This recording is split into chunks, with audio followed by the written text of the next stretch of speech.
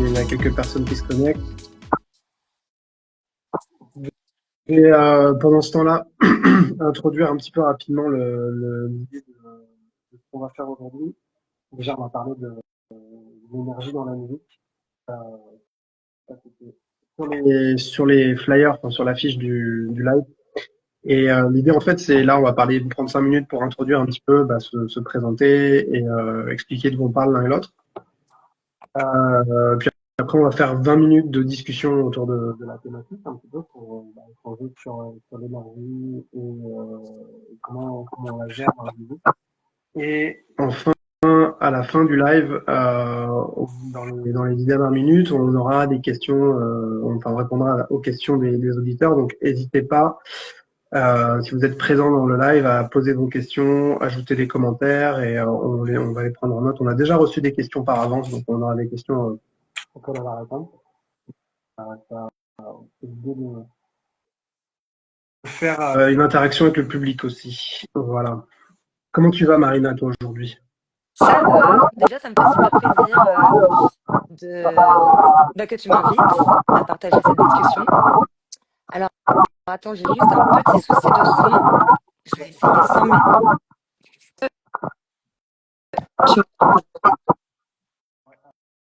Ouais.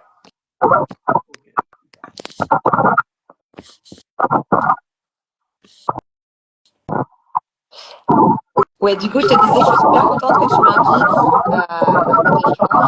Et c'est cool, c'est un thème que j'adore, qui est assez vaste,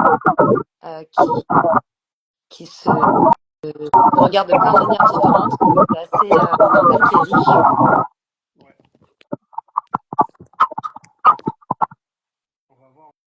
On va rentrer dedans, il va y avoir des choses à dire. On peut dire qu'on a préparé déjà ce live depuis quelques jours. Et une de nos craintes, c'est qu'on est presque on n'ait pas assez le temps pour parler de tout ce dont on a parlé aujourd'hui, parce que ça doit être voilà, il y a des choses à dire. Mais si besoin, on pourra refaire un live à l'occasion pour continuer à parler, parce on est deux grands bavards avec Marina. Et on aura certainement plein de choses à dire.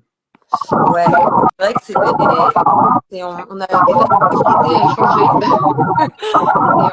Et on parle beaucoup tous les deux.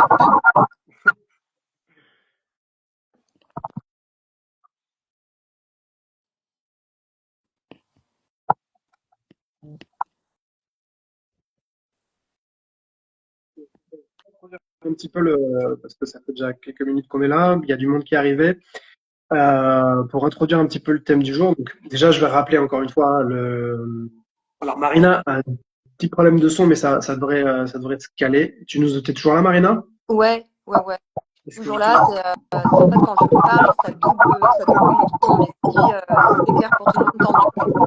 Ouais, écoute, moi je t'entends bien. C'est cool. Apparemment, il n'y a pas de retour pour l'instant sur le. Ok.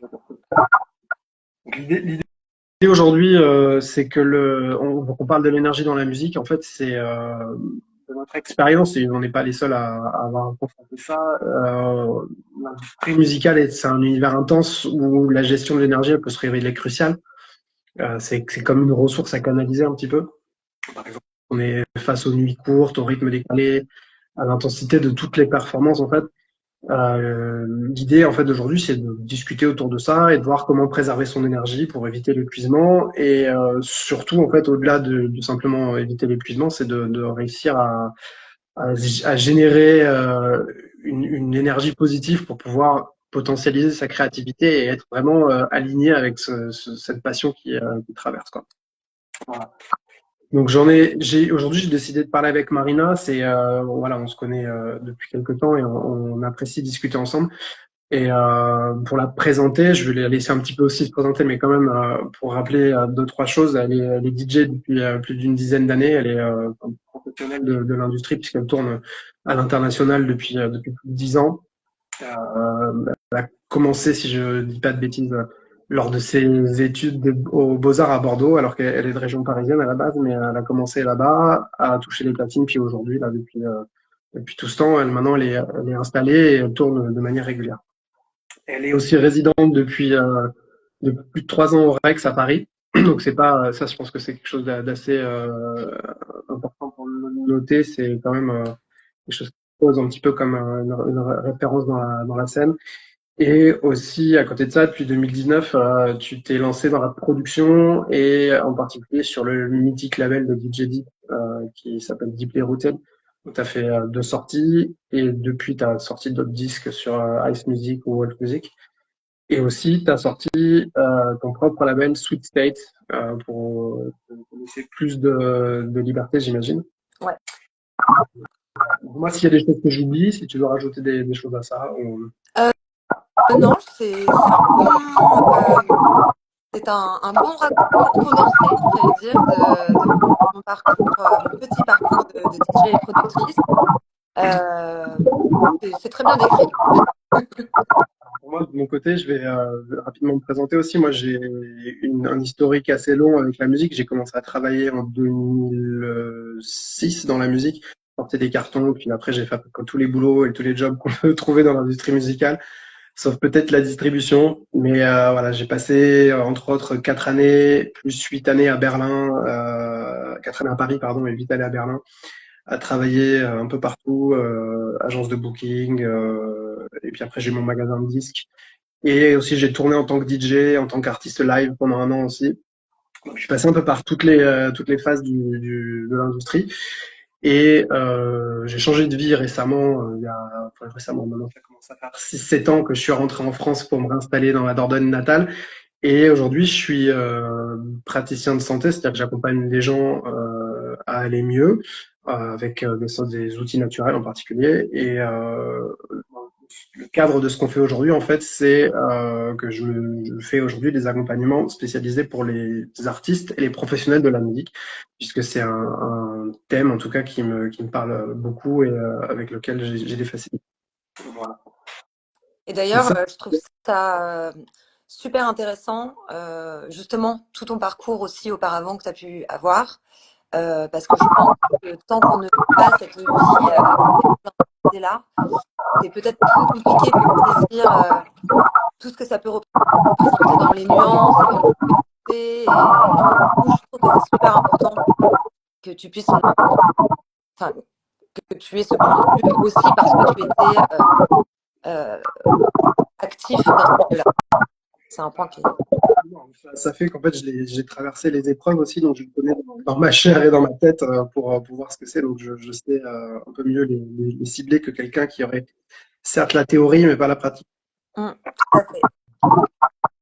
Ok, du coup, on va commencer. Est-ce que tu peux nous parler de l'énergie dans la musique un petit peu, dans ton quotidien?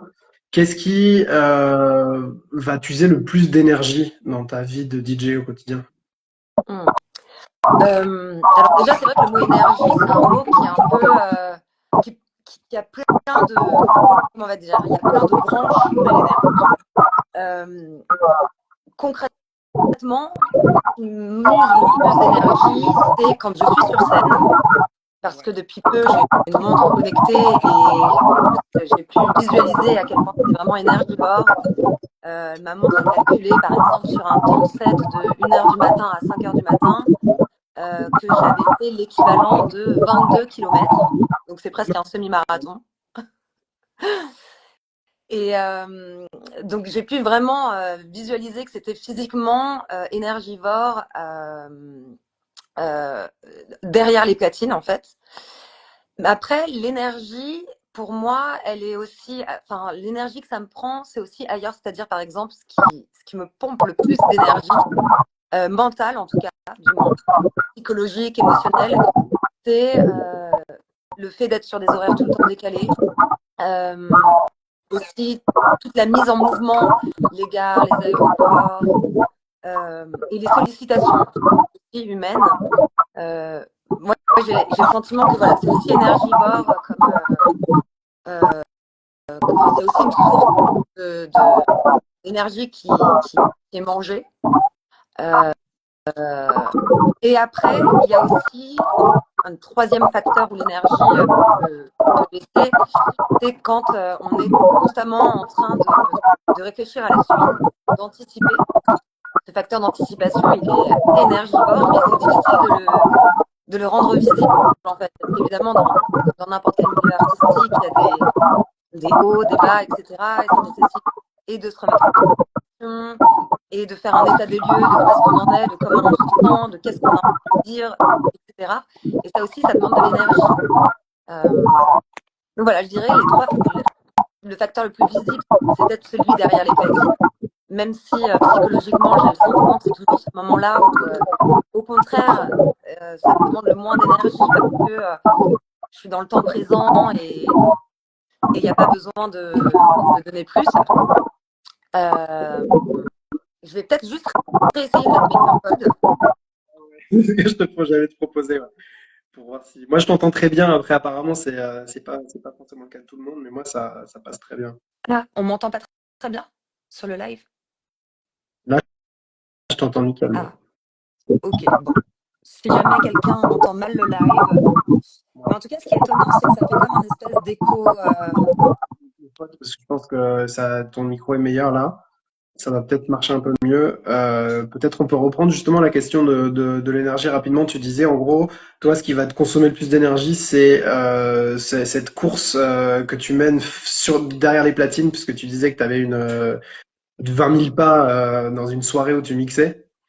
Et sur le rythme aussi, du coup, bah, d'avoir des horaires réguliers, les voyages, mais aussi la charge mentale derrière. Donc il y a plusieurs espaces en fait, quoi, direct aussi sur le rythme de vie qui est corollaire avec la musique et en plus aussi dans l'espace mental, quoi.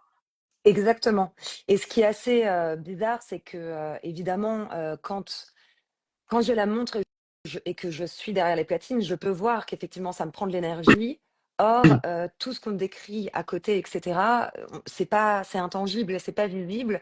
Et pourtant, c'est presque plus épuisant pour moi, les transports, le rythme de vie, les horaires en décalé, etc., Ouais. que réellement mixer sur le moment présent. Donc c'est vrai que l'énergie, elle est dans plein d'espaces différents comme ça. Et Les montres, elles calculent généralement les calories. Tu sais dire combien de calories tu dépenses pendant ça? ouais, et ben, du coup, c'est 1150 calories actives. 1150 calories actives. Ok, ouais, Ouais, donc c'est une bonne dépense énergétique, quoi. ouais. Même quand je fais beaucoup, beaucoup de sport ou que je suis à la montagne, sur des randos un peu longues, etc., jamais j'ai ces Ouais. stats. C'était vraiment à ma grande surprise parce que je savais que c'était physique, entre guillemets, de mixer toute une soirée, mais j'avais pas réalisé que c'était vraiment dans tout son sens énergivore. Ça prend une mesure rationnelle et avec des chiffres concrets, quoi. Exactement. Et pour Ok. autant, c'est pas le moment le plus épuisant dans ma Ouais. pratique, ce moment où je mixe derrière les platines. Donc c'est ça aussi que je trouve assez étonnant. On va se Ouais. sentir épuisé après ou avant à cause du stress des voyages, mais rarement le jour Ouais, même. comme quoi, finalement, l'énergie, elle n'est pas forcément liée à une dépense énergétique physique, mais à un ressenti aussi de comment toi tu vis les choses. Et si tu es en train de dépenser ton énergie pour quelque chose qui te plaît, finalement, c'est pas mal vécu, quoi. Exactement, ouais. D'où Ok. la question, enfin, ce que tu disais tout à l'heure, c'est comment préserver une énergie. Et alors, je sais plus qui m'a dit ça, c'était il y a quelques années. On m'a dit, You have to save your energy. Et sur Mhm. le coup, j'ai dit grave, grave. Mais en fait, je, j'ai vraiment dû faire un process un peu pour comprendre qu'est-ce que ça voulait dire. Et comment moi, en fait, ça pouvait résonner pour moi, parce que je pense que c'est différent pour chaque personne. Ouais. Et, et c'est exactement ça le truc de regarder aussi comment les choses s'organisent, comment la cartographie s'organise, et là où ça prend de l'énergie négative et là où ça donne de l'énergie positive.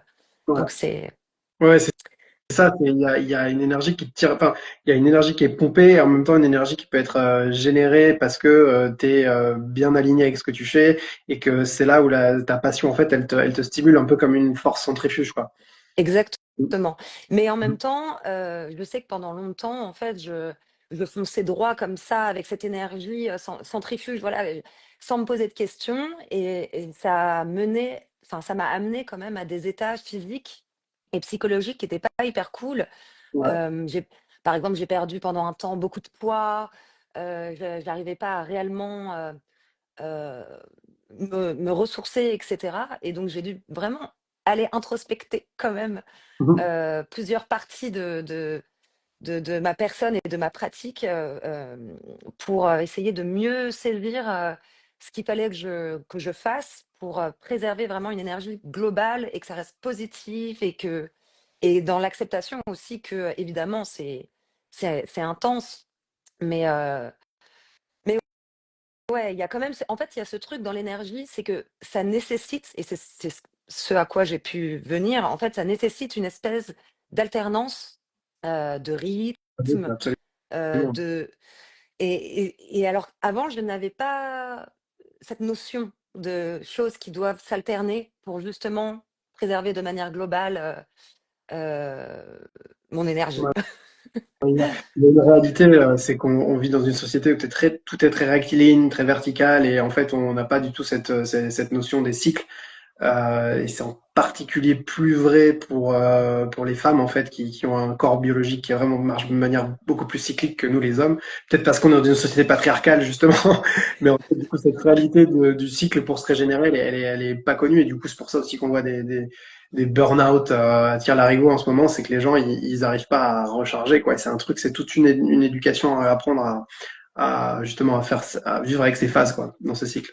Bien sûr et puis il y avait ce truc où, tu sais, on te dit: «Bon, bah, là, il faut maintenant te reposer parce que, c'est comme ça que tu pourras te ressourcer». Mhm. Mais en fait, ça aussi, c'est un peu pour moi, en tout cas, ne rien faire, enfin, me reposer dans le sens ne rien faire, ça a pas été quelque chose qui m'a vraiment ressourcée parce que alors après voilà, c'est vraiment depuis mon point de vue, hein, et c'est très différent pour chacun.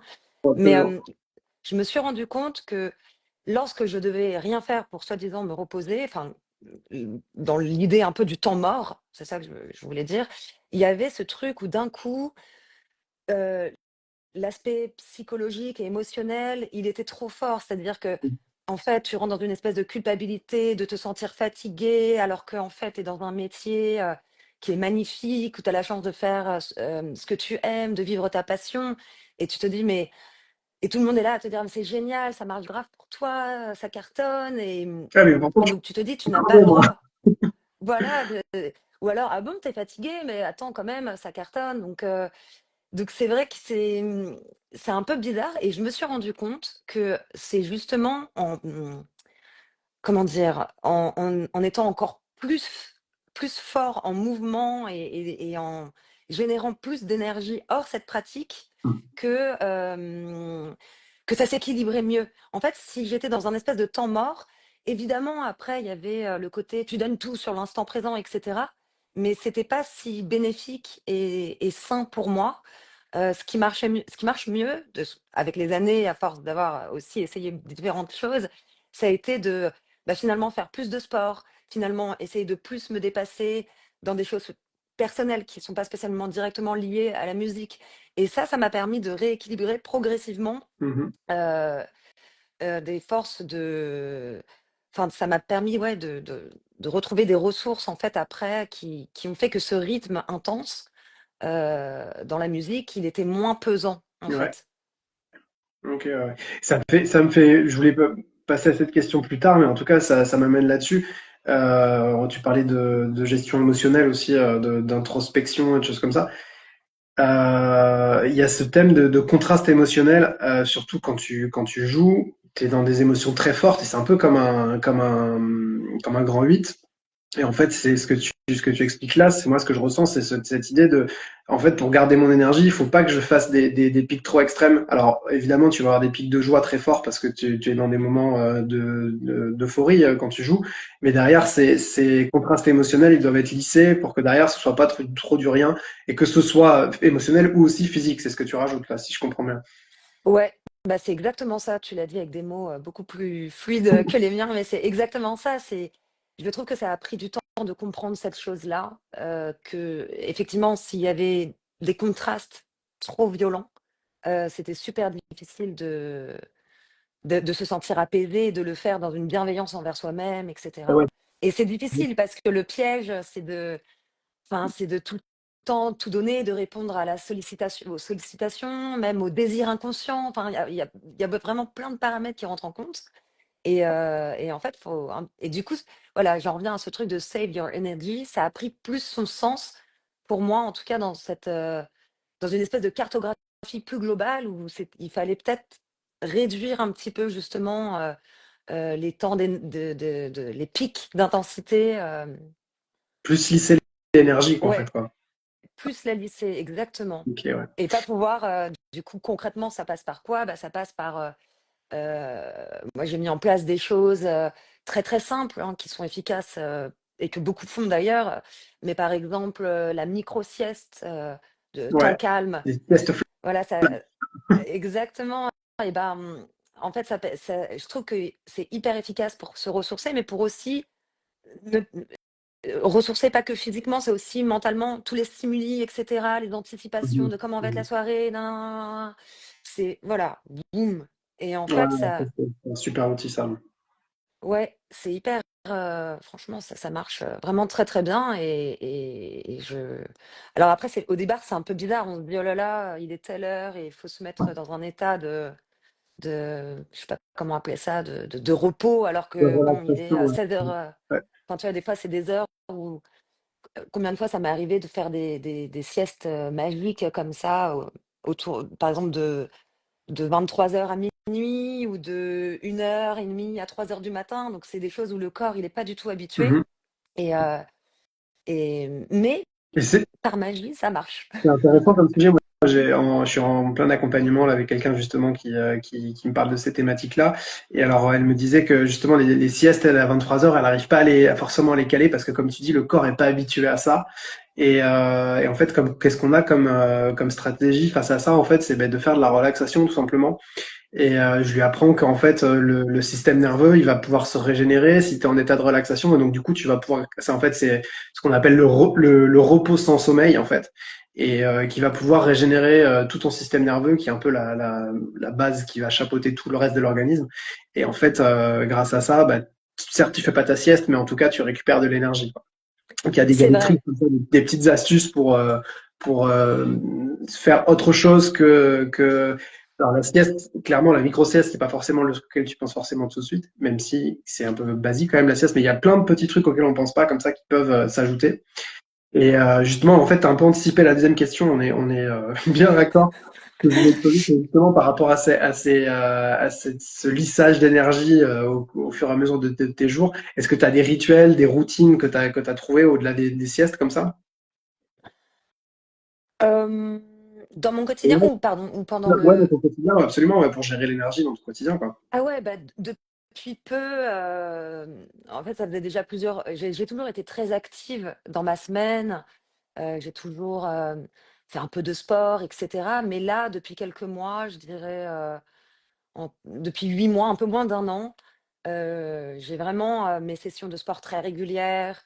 Et je m'octroie aussi beaucoup de temps pour, aller marcher. Je sais que si je Ouais. marche pas énormément dans la semaine, Heu, tout de suite, ça va moins bien, on peut dire. Après évidemment, l'hydratation, ça paraît un peu ridicule, mais le fait de, beaucoup m'hydrater avec des tisanes, des plantes, des racines, de l'eau, enfin voilà, ça a quand même pas mal changé, le fluide. Ouais. Et et après, il y a aussi ce truc un peu égoïste que j'ai mis en place, mais c'est me faire plaisir. C'est-à-dire, faire des choses qui sont pas spécialement dans une rentabilité. Mhm, Par mhm. exemple, j'adore, faire des petits sketches dessinés, mais voilà, ça sert à rien, mais ça me fait du bien. Ou, diguer du son, mais sans spécialement être dans une recherche des nouveaux sons trop cool pour jouer et cetera. Évidemment, passer du temps à aller voir, une expo. En fait, faire des activités qui font vraiment, vraiment plaisir et j'avais beaucoup sous-estimé ça auparavant. Je me disais: «J'ai pas le temps, il faut que mon temps, il soit complètement dédié qu'à la musique et qu'à ça». Et en fait, j'ai l'impression que ma pratique de productrice et de DJ, les 2 sont beaucoup plus relax en fait, depuis que je fait, c'est fais que tout ça. tu vas nourrir ton énergie ailleurs, en fait, et c'est Ouais. hyper important, ça.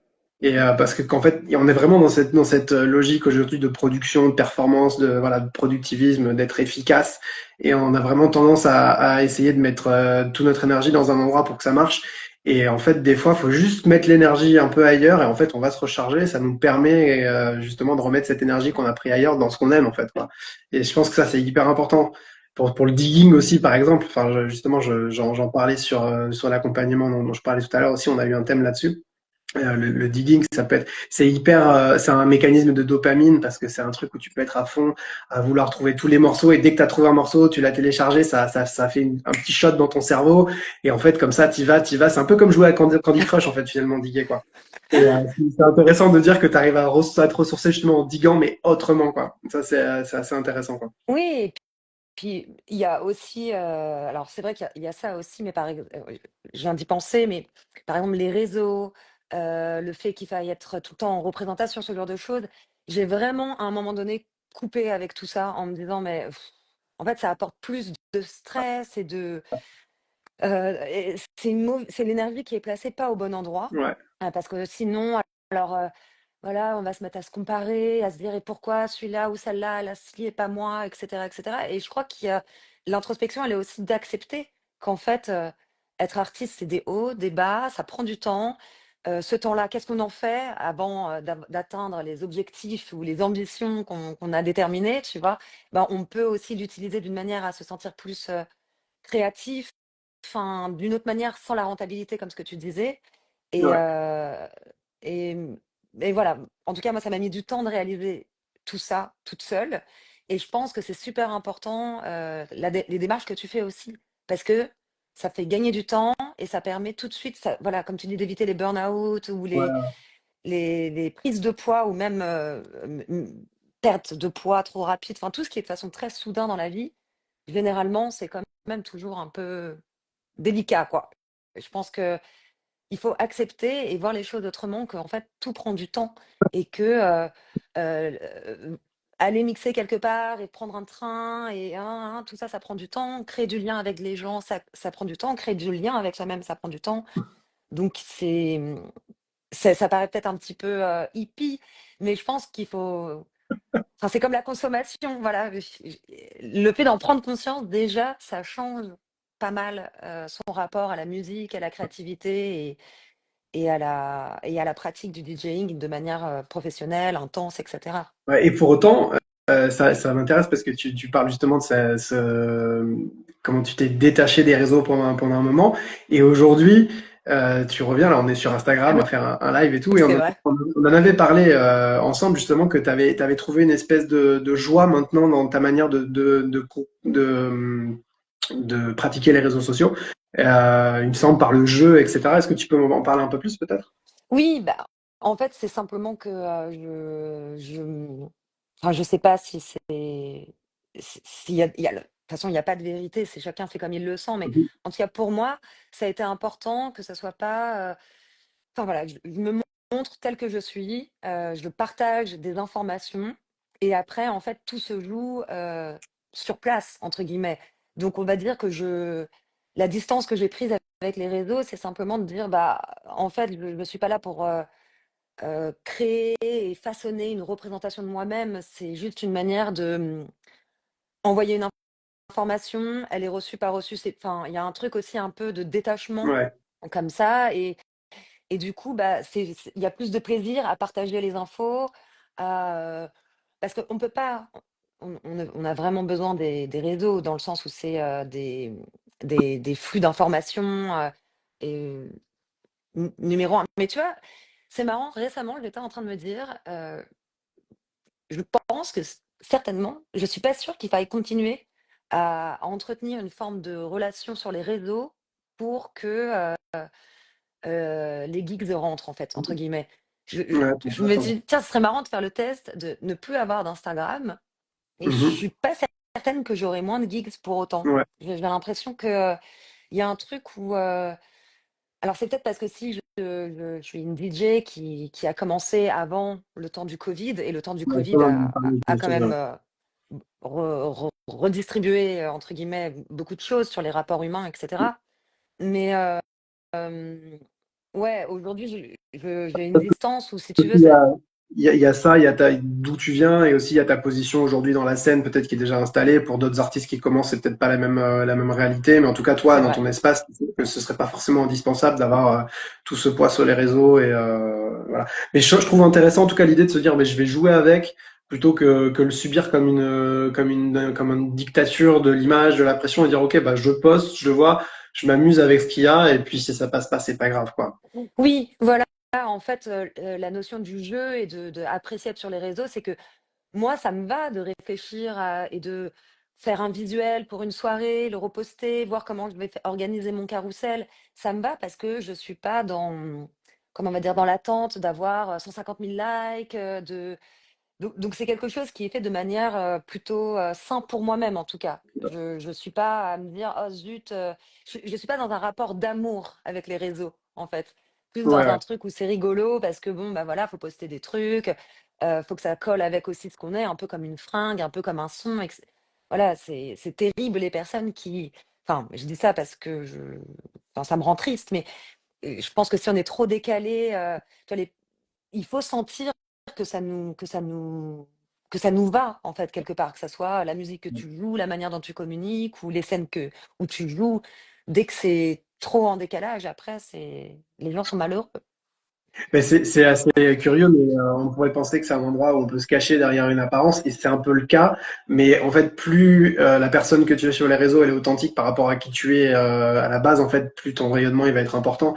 Donc en effet, il faut trouver la bonne posture par rapport au réseau, quoi. C'est une clé. On va juste un peu avancer parce que on a Ah ouais, j'ai pas vu, il est on a déjà tout le temps 36. qu'on veut, mais on pourrait discuter des heures. Et il y avait un sujet que tu avais envie d'aborder, c'était le rapport entre l'énergie qui se passe en fait quand tu joues, toi, entre la foule et toi, et les moments où en fait bah, tu dois donner de l'énergie, ou les moments où la foule te rapporte de l'énergie. Est-ce que tu peux nous parler un peu de ça?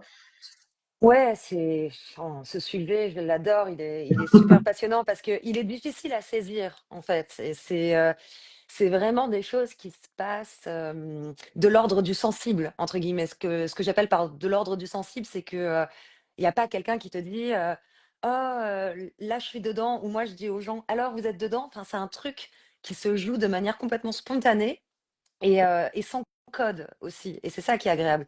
Hem, Par exemple, je vais prendre l'exemple de l'art contemporain. Je pense que pour apprécier une œuvre d'art contemporain dans un musée, une exposition et cetera, généralement alors c'est pour ça qu'on a un petit papier qui permet de décrire ce qui se passe, et ce qui se joue dans cette œuvre, parce que pour la recevoir, il faut savoir, il faut avoir des codes et cetera. Dans la musique, il y a ce truc où, en fait, tu as pas besoin, de savoir, de quel label et cetera. En tout cas, je parle de la part du public. C'est un peu un rapport à j'aime, j'aime pas. Et Hmm. je C'est très trouve que corporel au final, quoi. comment? C'est très corporel au final, quoi. Exactement. Mais du coup, on en revient à cette espèce de chose où l'énergie nécessite une alternance.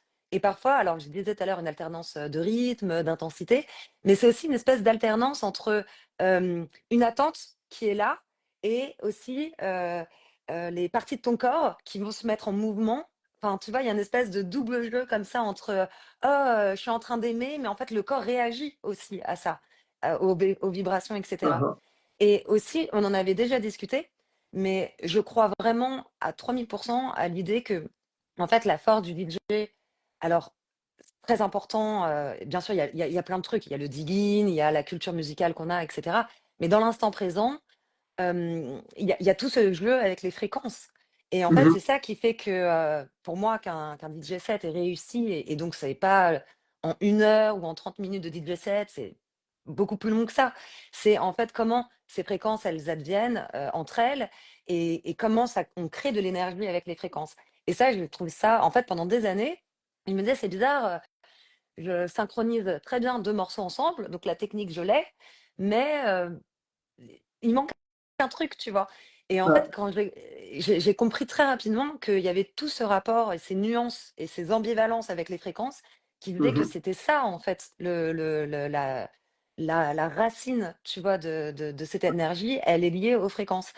Et aussi, j'associe beaucoup énergie et rythme, dans le sens où, je vais faire attention au rythme de la foule, entre guillemets. Non, enfin, ce que je veux dire par là, c'est que les gens, ils peuvent pas être comme des piles électriques, comme ça, tout le temps les mains en l'air. Il faut aussi des rythmes où il y a des petits temps de repos et des temps d'excitation et des Ouais. temps. Donc cette alternance, non, j'en reviens encore à ça, mais je crois vraiment que un, un lien avec le public qui se construit de manière spontanée et fluide, il est basé sur ce rapport-là de. Enfin, c'est pas une vérité ce que je dis, peut-être que je me trompe, mais moi, en tout cas, c'est ce que je trouve passionnant et c'est ce que j'aime, c'est quand on vient, enfin, voilà, on sent quand les gens ont besoin d'une forme d'excitation. Alors, on y répond ou on n'y répond pas, ça c'est encore un autre sujet, mais on sent quand il y a besoin. Enfin, des fois, moi, je suis, oh là là, il est temps que vous alliez boire peut-être un petit verre d'eau ou prendre un petit verre au bar là. Donc, je vais mettre une Ouais. espèce de nappe hyper longue et on sent que ça crée aussi une espèce d'attente. Donc, ça, c'est des C'est quelque choses, chose, ouais, qui me. je sais pas si enfin, moi en tout cas de mon point de vue, qui est assez particulier aujourd'hui par rapport à la scène électronique, mais j'ai l'impression que c'est un peu quelque chose qui se perd enfin surtout dans les nouvelles générations dans la techno où il y a beaucoup de montées, de drops et c'est toujours boum boum boum très vite, très fort en fait, et on attend cette espèce de moment de montée, d'extase et il y a plus enfin, il y a de moins en moins cette espèce d'accueil de ok bah oui justement c'est le moment que vous alliez boire un verre au bar quoi. J'avais vu il y a des années un Resident Advisor qui font leur Art of DJing et je crois que c'était Vera qui disait bah moi quand je fais un set au Panorama Bar d'abord j'envoie tout le monde boire un verre au bar, c'est-à-dire que je joue un truc où ben je sais que la foule va revenir après en fait c'est pas grave, mais d'abord je vide le dance floor avant de les récupérer quoi. Et je pense que c'est quelque chose à cultiver cette espèce de pas être dans la performance et la puissance tout le temps quoi sur un set quoi. Mais je suis mais complètement d'accord. Et pour avoir fait plusieurs night long depuis quelques années, c'est un peu le secret d'ailleurs. Enfin, du moins, notre pratique prend vraiment du sens dans ce rapport-là. Sinon, comme tu dis, on est dans quelque chose de l'ordre de la représentation, d'un archétype, de consommer vite, vite, vite. Enfin, Et ça n'a plus de sens. ça pose la question des formats courts de festival, 1 heure de set, et de l'expression de OK, comment tu prends pour vraiment t'exprimer pendant toute une nuit. Et ça, c'est pas bon. Pour en parler pendant des heures parce que ça me passionne aussi, ça. C'est Mais clair, non mais c'est vrai. Et pour avoir fait pas mal de scènes aussi après le Covid sur des festivals, au départ, j'avais pas capté le truc. J'avais pas capté qu'en fait, c'était 60 ou 90 minutes de set et qu'en fait, en 60 et 90 minutes de set, il faut être hyper rentable. ouais, Et donc, au départ, j'étais super mal à l'aise. Je me disais merde, enfin mince. je peux monter la Et sauce. j'ai pas les. Ouais. Et après, bon, j'ai regardé ça en me disant, c'est un exercice, essaye-le. Et j'ai trouvé ça intéressant parce que j'ai pu l'expérimenter en tant qu'exercice. Mais par contre, je trouve que ça ne dit pas grand-chose de notre pratique sensorielle, sensible. Et ce qui compte pour moi, ce qui a du sens, c'est autre chose. En fait, c'est comme un flash de ton énergie au maximum pendant 1 heure, mais en gros, tu montes pas toutes les subtilités, les variations qu'il peut avoir dans ton énergie, quoi. Exactement, ouais. Alors, et je ne sais Cultivons pas, les ça all serait night long, quoi. intéressant. Comment? Cultivons les all night long, quoi. De ouf. Ah bah ouais, c'est clair. C'est clair. Après, je Ok. sais pas, au niveau du public, ça serait intéressant aussi. Mais tout ça, ça se construit ensemble. C'est DJ, club, festival, public. Mais peut-être que les gens se font chier si justement c'est amené de manière plus lente. Enfin, je sais pas, je me dis, il y a bien une raison quand même à cette appétence sur beaucoup de festivals, beaucoup de noms, des line-up qui vont très très vite. Comme ça, il y a certainement aussi un. Ça doit résonner. Je sais pas, il y a forcément aussi un truc à trouver. Peut-être parce que comme tu disais, voilà, des nouvelles générations aussi qui arrivent en tant que clubbers et festivaliers. Et que, évidemment, quand on a entre 18 et 20 ans et que on a connu en plus les époques Covid, et ben, on a peut-être envie de. On est peut-être dans Urgence. une urgence de Ouais. consommer, voilà. Mais C'est quelque est-ce chose que. qui doit s'auto-entretenir aussi, autant les nouvelles générations génèrent ça, autant qu'elles sont formatées par les clubs, enfin les line-up des festivals. C'est quelque chose qui, à mon avis, s'auto-entretient, quoi. Exactement. Ouais. Mm. Ouais, tu vois, Laura, elle nous dit, les gens veulent de la rentabilité et voir un max de DJ pour le moins de sous possible. Oui, C'est ça. Performance, rentabilité et efficacité, alors qu'en effet, enfin, en tout cas, un artiste pour s'exprimer, il a besoin de ouais, temps, je pense, de pouvoir exprimer sa sensibilité, quoi. bien sûr. Et c'est un peu pareil dans la production, c'est-à-dire qu'aujourd'hui, il y a un peu le postulat que il faut donc DJ, il faut produire, il faut avoir son label, enfin, il faut un peu limite faire sa propre distrib, être sur les réseaux. Enfin, c'est beaucoup de choses. Et par exemple, sur le point de la production, c'est super compliqué de répondre à bon, bah voilà, il faut tous les 2 mois sortir des tracks. C'est super chaud parce qu'en fait, il y a le temps déjà de digérer les choses que tu vis, que tu ressens pour pouvoir après les, les rematérialiser, du moins dans ta créativité. Donc, Moi, personnellement, j'ai été au bout de ce schéma-là où en fait, je m'en suis carrément dégoûté pendant quelques années et parce que j'étais plus dans, à la fin, j'étais dans une logique où j'écoutais des tracks. Quand j'étais disquaire, j'écoutais 30 secondes de morceaux, j'en écoutais 100 par jour ou 200 par jour. J'écoutais même plus ce que j'écoutais. Et pareil, quand je faisais de la musique, il y avait forcément cette logique de rentabilité de OK, il faut que je produise pour pouvoir faire des dates, etc. Et en fait, j'en suis arrivé à me dégoûter, d'écouter de la musique pendant 2, 3 ans, quoi. bah oui, ben ça m'étonne pas. Mais j'ai l'impression, tu vois, j'ai vu des trucs passer sur Instagram où il y a pas mal de DJ qui disent oh, oh, oh, on se calme, là je suis invitée en tant que DJ, arrête de me demander tout le temps quand est-ce que je produis mon nouveau track. Et je trouve que c'est assez intéressant. Je me dis, il y a peut-être des nouvelles, Ouais. des Mais de moins en moins de tabous aussi sur ces choses-là. C'est-à-dire que c'est un peu un tabou où il faut. La voix des artistes, et c'est un peu justement aussi le cadre de ce soir, là, c'est justement de laisser les voix des artistes s'exprimer par rapport à ça, à ces besoins de faire les choses un peu différemment, quoi. Mm, mm. Et le Absolument. sens qu'on y met, Ouais.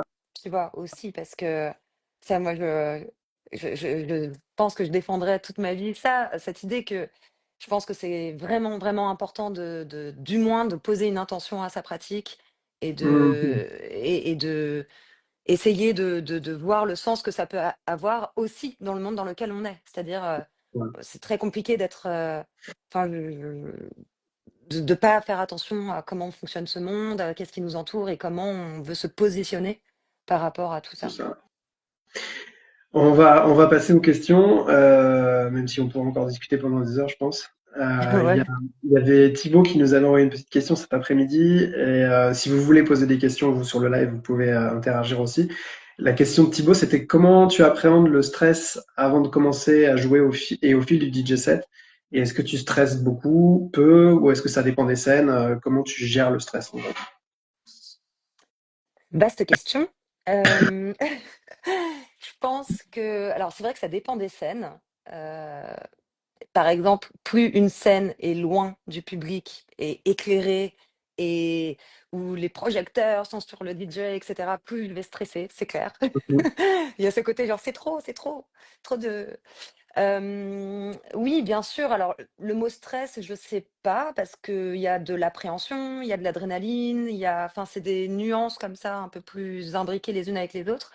Mais c'est sûr que j'ai toujours une émotion, et que alors il y a quand même aussi le facteur temps.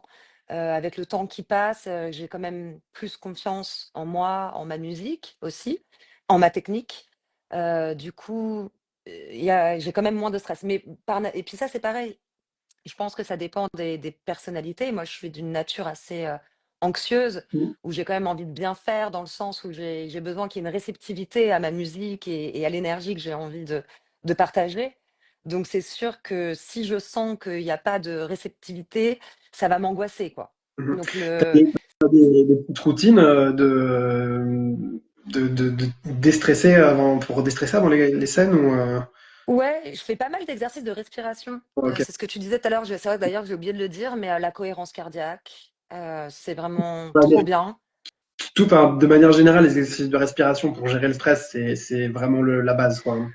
Ouais, et c'est très efficace, hein, franchement, en fait, c'est ça aussi, c'est que pendant longtemps, quand je mixais avec un peu il y avait le stress et tout et du coup, je me suis rendu compte que je bloquais ma respiration. J'étais un peu en apnée Le corps et est bloqué. ouais, et j'étais vraiment, tu vois, et les épaules un petit peu rentrées aussi. Enfin, il y avait aussi une posture, tu vois? Et en fait, une fois que j'ai réalisé ça, j'ai vraiment travaillé sur le côté, où tu respires pendant que tu es en train de faire ta transition, en fait.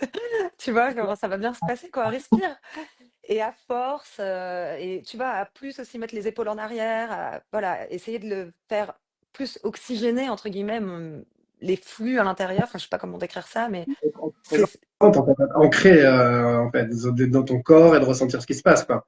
ouais, exactement, d'être plus, ouais. Mm.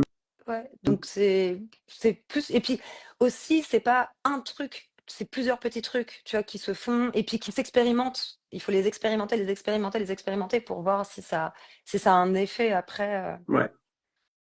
Sur le stress. Mais c'est intéressant parce qu'il y a vraiment cette obsession de gérer le stress, mais en même temps, il y a aussi cette réalité que un petit peu d'adrénaline, c'est-à-dire le petit track de début de set, en fait, il est aussi nécessaire. Je pense que quelqu'un qui arrive face à son public sans stress, au final, il est désabusé, quoi. Tu vois ce que je veux dire? Il a plus cette espèce c'est vrai. d'excitation. Mm. C'est vrai, non mais tu vois, par exemple, souvent quand je dis à mon agent: «Ah là, je suis un petit peu stressée, j'espère que ça va bien se passer». Elle me dit tout le temps: «Mais heureusement que tu es stressée, ça veut dire que tu y crois encore». Euh, Et je c'est dis ça, ça va tu encore. Ouais. vois, il y a un peu cette idée de voilà, tu es encore dans l'amour et l'envie de partager, tu vois? Ouais, ok. Super. Est-ce que quelqu'un a des questions peut-être sur ces thèmes-là? Pour l'instant, il n'y a pas grand-chose qui est sorti sur les commentaires, mais déjà, on a abordé pas mal de points, que ce soit sur la manière dont l'énergie est gérée. Et puis bon, voilà, tu nous as apporté quand même une vision assez profonde, assez détaillée, je trouve. Bah, cool. Et, Après, tu vois, moi, j'ai une question, ouverte, enfin, pour les prochains, lives, si un jour on en refait, mais tu vois, il avec y a plaisir. il y a tout, la ce dont ce que je n'ai pas encore réussi à élaborer en termes de technique, c'est après le set, en fait, où généralement, tu vois, j'ai une énergie, enfin, j'ai pas du tout envie d'aller me coucher, je sais que je suis hyper stressée de me dire: «Oh là là, dans 4 heures, il y a le train». Donc ça, c'est un sujet qui est encore, qui est encore en Mais cours de ça, suspens. c'est intéressant parce que c'est dans mes recherches pour commencer enfin, pour faire l'entretien aujourd'hui, il y a vraiment ce truc de justement de gestion de l'adrénaline. Ce que je parlais tout à l'heure de contraste émotionnel, c'est-à-dire éviter le tout ou rien et cette espèce de crash post-performance là parce que pouf, en fait, tu passes d'un truc hyper haut à un truc hyper bas et ben on va aller investiguer ça et puis je pense que ça peut être le thème d'une prochaine rencontre à ce sujet. Avec grand plaisir. Ouais. Et pour tous les autres, après, on va, pour les spectateurs, on va déjà remercier Marina, vous remercier d'être présent. Et puis, je vais continuer les lives comme ça avec d'autres artistes dans les semaines à venir. Je suis en train de programmer déjà quelques autres artistes, mais clairement, avec Marina, ce sera un grand plaisir de se Mmh. reparler. Je sens qu'on est bien connectés et qu'il y a plein de choses à dire.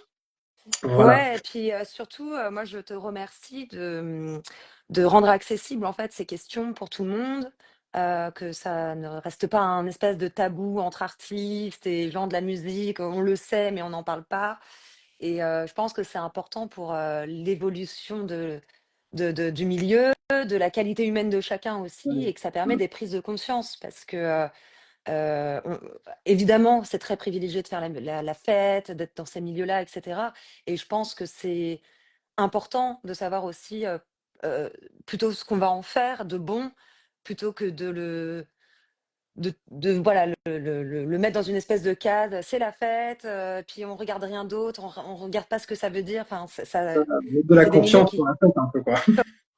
comment? Mettre de la conscience sur la fête un peu, quoi. Ouais, grave, ouais. Ouais, ouais, mais Mmh. faire ça, et puis sans enlever la joie et sans enlever le bonheur d'être ensemble et d'écouter de la musique, quoi. Oui, bien sûr. Bah, ce qui est quand même la racine number one.